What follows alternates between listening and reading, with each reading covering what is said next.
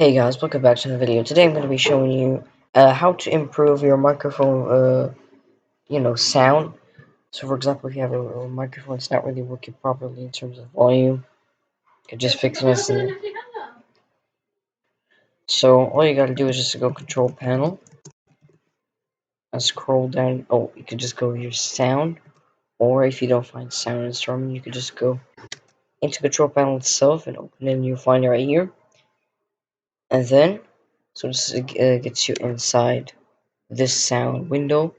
You got obviously playback, speakers, and headphones if you have them, as well as a recording, which is where we're going to fix the microphone. And here it is. Double click on it, and you're just going to find the levels. Go to levels, and here it is. This is the microphone boost, in which where you could change the volume. So if I change it right here, I'm sure you can hear me very well. If I do it like this, I'm pretty sure you won't hear me now. There we go. Like that. So that's a very quick way on how to fix your microphone, and thank you for watching.